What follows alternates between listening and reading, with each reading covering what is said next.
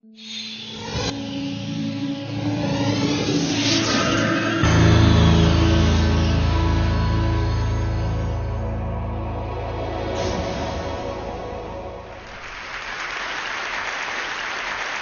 grew up to study the brain because I have a brother who has been diagnosed with the brain disorder schizophrenia.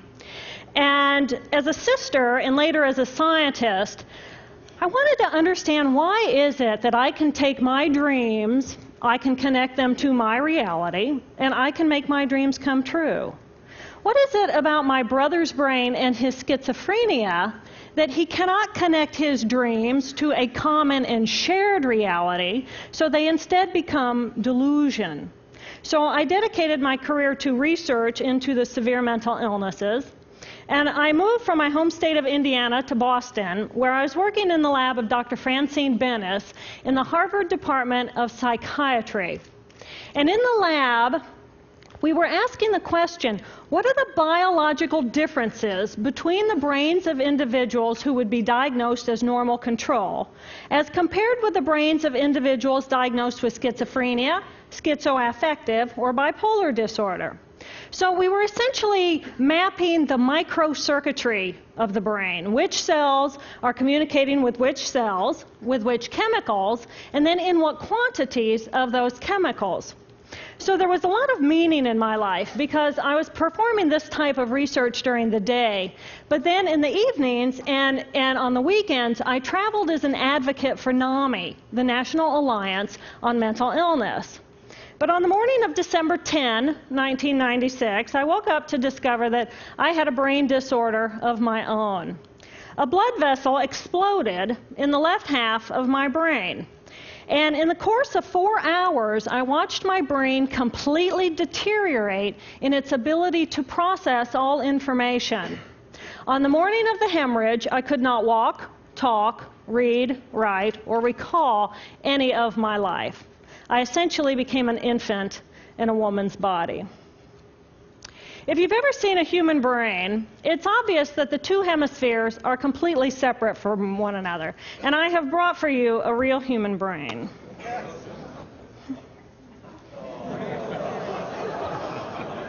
Thank you. So this is a real human brain.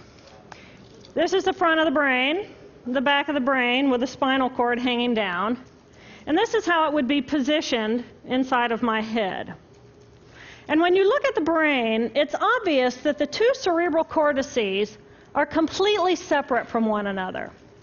For those of you who understand computers, our right hemisphere functions like a parallel processor, while our left hemisphere functions like a serial processor. The two hemispheres do communicate with one another through the corpus callosum, which is made up of some 300 million axonal fibers. But other than that, the two hemispheres are completely separate. Because they process information differently, each of our hemispheres think about different things, they care about different things, and dare I say, they have very different personalities. Excuse me. Thank you. It's been a joy. Our right human hemisphere is all about this present moment. It's all about right here, right now.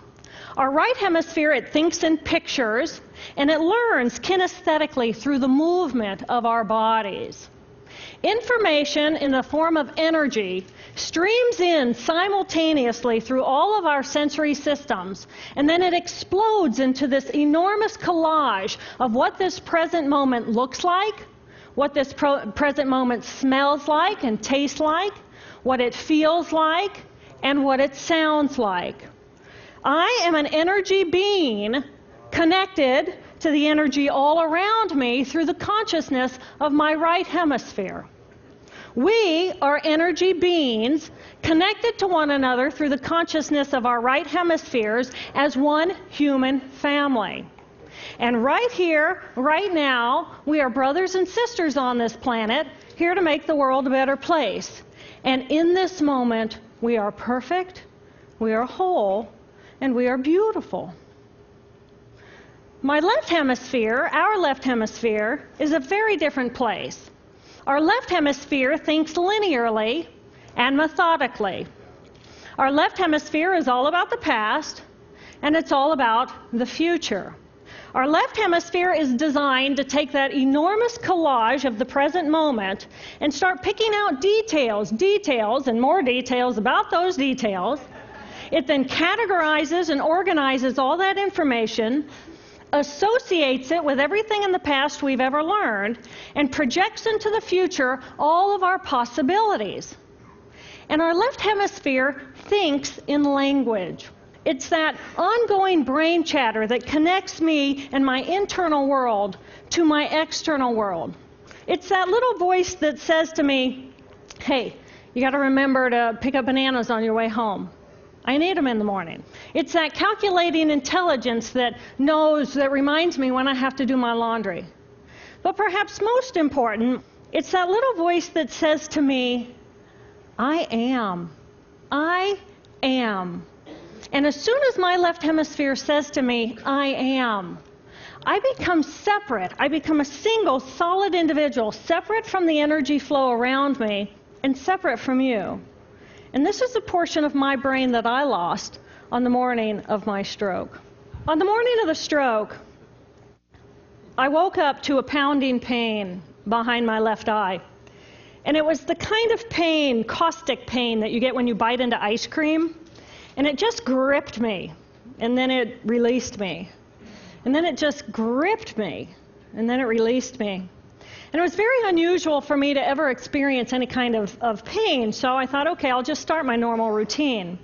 So I got up and I jumped onto my cardio glider, which is a full body, full exercise machine. And I'm jamming away on this thing, and I'm realizing that my hands look like primitive claws grasping onto the bar. And I thought, that's very peculiar. And I looked down at my body, and I thought, whoa, I'm a weird-looking thing. And it was as though my consciousness had shifted away from my normal perception of reality, where I'm the person on the machine having the experience, to some esoteric space where I'm witnessing myself having this experience. And it was all very peculiar, and my headache was just getting worse. So I get off the machine, and I'm walking across my living room floor, and I realize that everything inside of my body has slowed way down. And every step is very rigid and very deliberate. There's no fluidity to my pace, and there's this constriction in my area of perception, so I'm just focused on internal systems. And I'm standing in my bathroom getting ready to step into the shower, and I could actually hear the dialogue inside of my body. I heard a little voice saying, okay, you muscles, you got to contract, and you muscles, you relax. And then I lost my balance, and I'm propped up against the wall. And I looked down at my arm, and I realized that I can no longer define the boundaries of my body. I can't define where I begin and where I end, because the atoms and the molecules of my arm blended with the atoms and molecules of the wall. And all I could detect was this energy.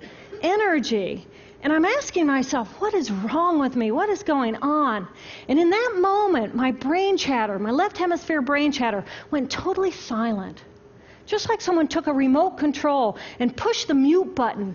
Total silence. And at first I was shocked to find myself inside of a silent mind. But then I was immediately captivated by the magnificence of the energy around me. And because I could no longer identify the boundaries of my body, I felt enormous and expansive. I felt at one with all the energy that was, and it was beautiful there. And then all of a sudden, my left hemisphere comes back online, and it says to me, hey, we got a problem, we got to get some help. And I'm going, oh, I got a problem. So it's like, okay, I got a problem. But then I immediately drifted right back out into the consciousness, and I affectionately refer to this space as La La Land. But it was beautiful there. Imagine what it would be like to be totally disconnected from your brain chatter that connects you to the external world. So here I am in this space, and my job and any stress related to my job, it was gone. And I felt lighter in my body. And imagine all of the relationships in the external world and any stressors related to any of those, they were gone. And I felt this sense of peacefulness. And imagine what it would feel like to lose 37 years of emotional baggage. Oh, I felt euphoria. Euphoria. It was beautiful there. And then again, my left hemisphere comes online and it says, hey, you've got to pay attention. We've got to get help. And I'm thinking, I got to get help. I got to focus. So I get out of the shower and I'm mechanically dressed and I'm walking around my apartment and I'm thinking, I got to get to work. I got to get to work. Can I drive? Can I drive? And in that moment, my right arm went totally paralyzed by my side. Then I realized, oh my gosh, I'm having a stroke. I'm having a stroke. And then the next thing my brain says to me is, wow, this is so cool. This is so cool. How many brain scientists have the opportunity to study their own brain from the inside out? And then it crosses my mind, but I'm a very busy woman. I don't have time for a stroke. It's like, okay, I can't stop the stroke from happening, so I'll do this for a week or two, and then I'll get back to my routine. Okay, so I got to call help. I got to call work. I couldn't remember the number at work. So I remembered in my office I had a business card with my number on it. So I go into my business room. I pull out a 3-inch stack of business cards. And I'm looking at the card on top. And even though I could see clearly in my mind's eye what my business card looked like, I couldn't tell if this was my card or not, because all I could see were pixels. And the pixels of the words blended with the pixels of the background and the pixels of the symbols, and I just couldn't tell. And then I would wait for what I call a wave of clarity. And in that moment, I would be able to reattach to normal reality. And I could tell, that's not the card, that's not the card, that's not the card. It took me 45 minutes to get 1 inch down inside of that stack of cards. In the meantime, for 45 minutes, the hemorrhage is getting bigger in my left hemisphere. I do not understand numbers. I do not understand a telephone, but it's the only plan I have. So I take the foam pad and I put it right here. I take the business card, I put it right here, and I'm matching the shape of the squiggles on the card to the shape of the squiggles on the foam pad. But then I would drift back out into la-la land and not remember if when I come back if I'd already dialed those numbers. So I had to wield my paralyzed arm like a stump and cover the numbers as I went along and push them so that as I would come back to normal reality, I'd be able to tell, yes, I've already dialed that number. Eventually, the whole number gets dialed, and I'm listening to the phone, and my colleague picks up the phone, and he says to me, and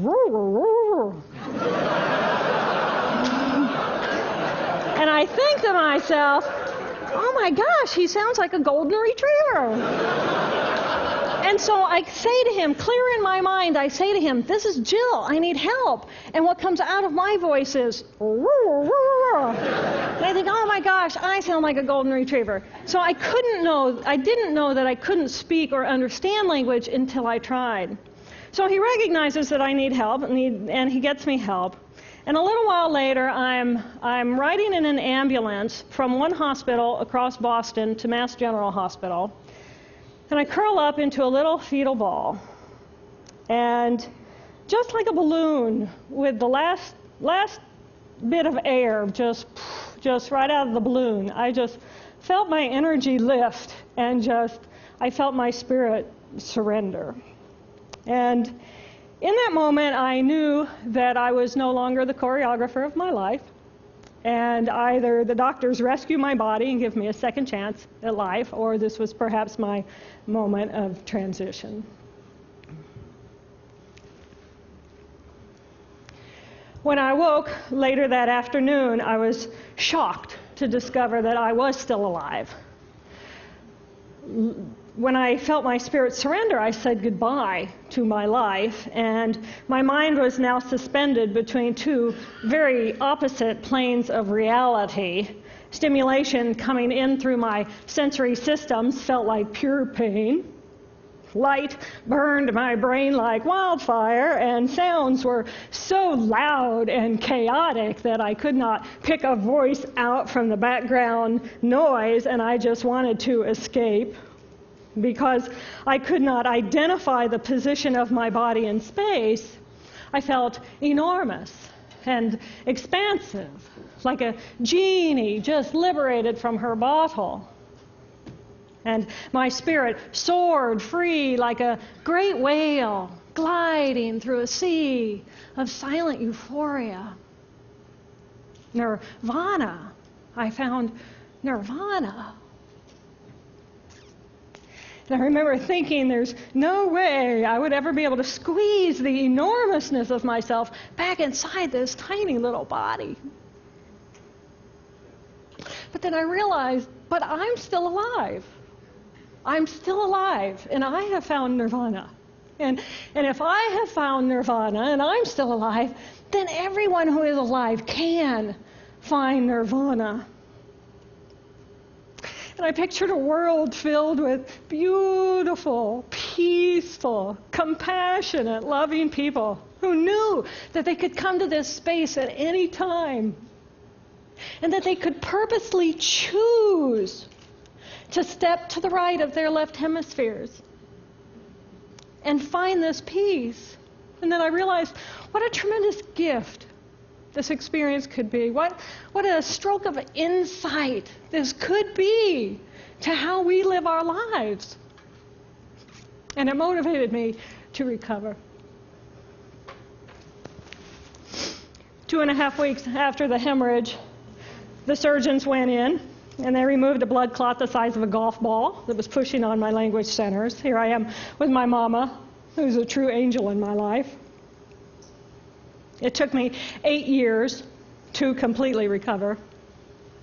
So, who are we? We are the life force power of the universe with manual dexterity and 2 cognitive minds.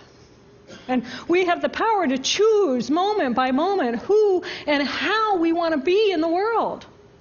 Right here, right now, I can step into the consciousness of my right hemisphere where I am the life force power of the universe. I am the life force power of the 50 trillion beautiful molecular geniuses that make up my form, at one with all that is. Or I can choose to step into the consciousness of my left hemisphere, where I become a single individual, a solid, separate from the flow, separate from you. I am Dr. Jill Bolte Taylor, intellectual, neuroanatomist. These are the we inside of me. Which would you choose? Which do you choose? And when? I believe that the more time we spend choosing to run the deep inner peace circuitry of our right hemispheres, the more peace we will project into the world, and the more peaceful our planet will be. And I thought that was an idea worth spreading. Thank you.